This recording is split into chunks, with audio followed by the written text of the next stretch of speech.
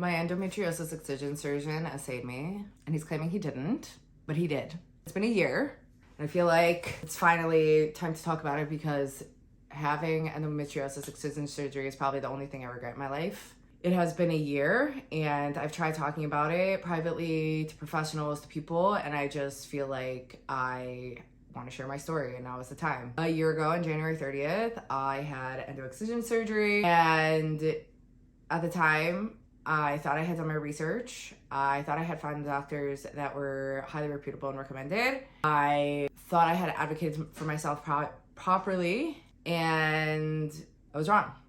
I don't even know where to go with this. I found my journal from last year. On the day before my surgery, this is what I wrote. On Monday, January 29th, 2024, this is what I wrote. I wrote a poem. It says, "Why me?" It's the only thought permeating my brain. And that is something that I still think about today. But then I also said, surgery is tomorrow. Best case scenario. My intestines are a nerve. They fix that, and it's a small, easy lesion, and I'm home in an hour. That's best case. And then I wrote worst case. They find nothing, and I'm in pain forever. It's a 10-hour surgery, and I'm still in pain. I have pain after, and it's a long recovery. They touch my bowels. They touch my uterus. I'm in a coma. I become disabled. Please, God, I need my life back. And what's ironic and scary is I tried writing down all these fears in a way to get them out of my system and on paper and away, and really went into the surgery meditating and praying for the best case scenario. But in a weird way, I feel like I kind of by accident manifested that outcome, because that's exactly what happened. It is a year since my surgery. I am still in pain. I am unable to work. I am emotionally and physically distressed all the time because of it. And I am gonna read what I wrote on Tuesday, January 30th. I wrote a little bit about all the prep and what they did in order to get me before my surgery. And then on Wednesday, I wrote, I thought I had a good team, but this is what's bothering me. One, the female doctor, the gyno, that said that she was the one that recommended the surgeon. She said she was gonna come. I confirmed with her office. I confirmed with her. She had off that morning. She was supposed to come talk to me before the surgery, and she was supposed to monitor the surgery. She never showed up. I never heard from her office. I tried calling them after. There was no apology. There was no talking to me. There was no follow-up. There was nothing. And the surgeon that performed the surgery was a man, and I was super, super nervous, and she knew about this, and she promised that she was gonna be there, and she wasn't. That gave me a lot of anxiety. Oh my God, I'm gonna cry. So that was number one. The second thing is no consent. Before surgery, I had sat with the surgeon multiple times. I was shocked by his pre-op behavior. He was actually super attentive, super duper attentive. I had multiple consultations. He spoke to me for hours at a time. Every single question that I had, every time I came in with a concern, every time I read something online and I asked him about it, he had a conversation with me. My checkups and consultations, he would pull out diagrams, he would pull out pictures, he would talk to me, he would really calm me down.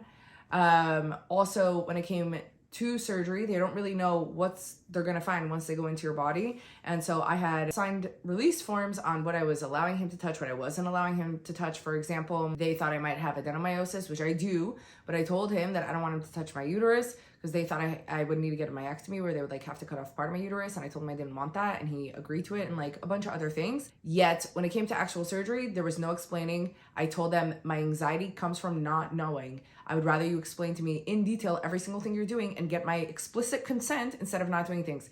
They didn't tell me I was going, they're like, oh, we're just taking you into the OR for pre-op. They didn't tell me I was going down for surgery. I was there with someone. They didn't tell them what was going on. Nobody had any idea what was going on. I got into the OR. They put in the IV drip. They didn't count down. They didn't tell me I was going under. They told me I would have time for questions. They told me I'd be able to talk to the doctor. I got none of that.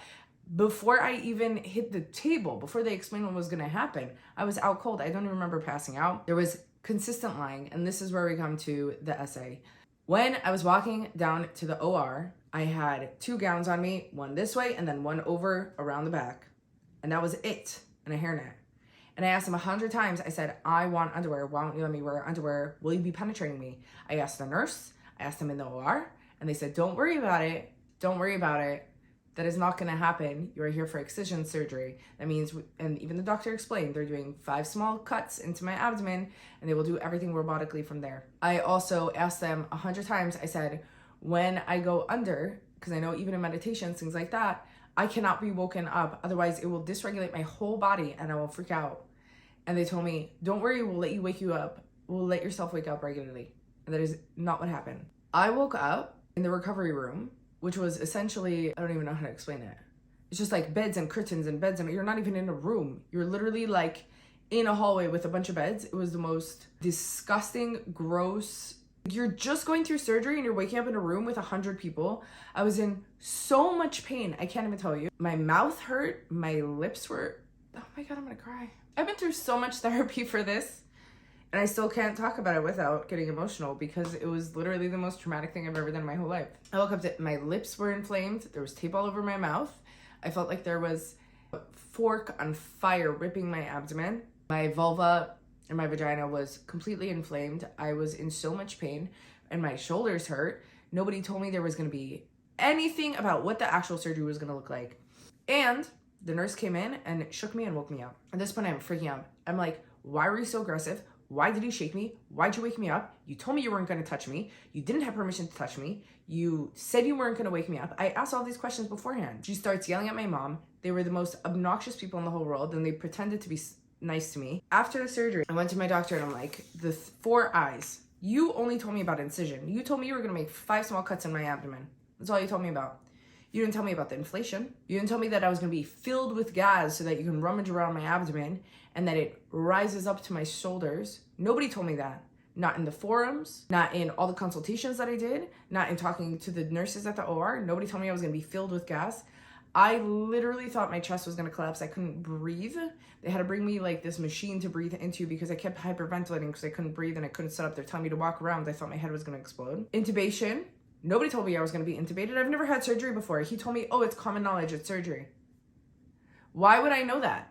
I've never been intubated in my life. Also, whoever did it did an awful fucking job. My throat was sore. My lips were all puffy. My mouth was cut up. I had tape all over my mouth. Like, what? Why? Of course that's going to be traumatizing having something stuck down your throat and taped there without any warning. And of course, insertion. An insertion, basically what he told me after the fact is they did in fact penetrate me. They penetrated me with a metal rod so that they manually dilated my cervix, and I was asleep so it didn't hurt, okay, my ass. Put a metal rod up me so they could manually maneuver my uterus so they can check if there's any endo behind the uterus. And they put a catheter in me. In what world is saying no to that after explicitly being asked, okay, in what world is that not fucking traumatic? And then they're gonna come to me and they're gonna tell me, I went to report them to the hospital. I went to talk to lawyers and everyone told me I have no case because this is common in surgery.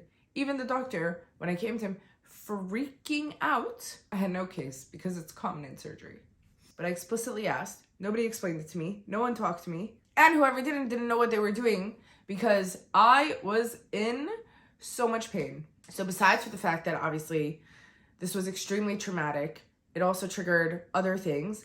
I ended up having to pay out of pocket for EMDR therapy for 6 months to just be able to move on from that, which kind of worked.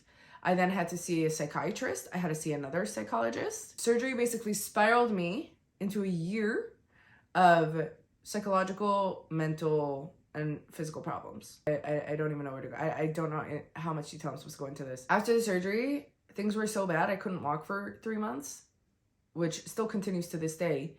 They sent me to do an MRI. They said I had degenerative disc disease in my L5S1. Basically that my lower back had collapsed. And they told me it couldn't have been from the surgery. It must have been before. So I was walking around hiking a CrossFitter. Okay, maybe my back wasn't the best. I CrossFit, I lifted a lot of weight, blah, blah, blah. But I was fine. Why can't I walk? I was in bed for 3 months and then I had to get a cane. It's been a year and I went to see doctors in another country where I could actually afford care. And they told me that I have permanent nerve damage from the surgery. And whatever the doctor did, he messed up and he's not willing to take accountability. I asked multiple times for photos from the surgery, which somehow between all the people, they can't figure out where they are or why they're not in the system. Asked multiple times for the video to get a second opinion and to also actually see what they did during surgery. The video has disappeared. The doctor claimed it was only for himself and wouldn't agree to give it to me. So now I'm stuck in more pain than before I got the surgery. Nobody can tell me what's wrong with me. Not only am I having residual pain, nerve pain, back pain, I'm having multiple pain attacks throughout the month. In addition to all that, the surgery didn't help. I'm in more pain than before. I haven't been able to work for a year. I now have all these other health issues because of the surgery, and I don't know how to move forward.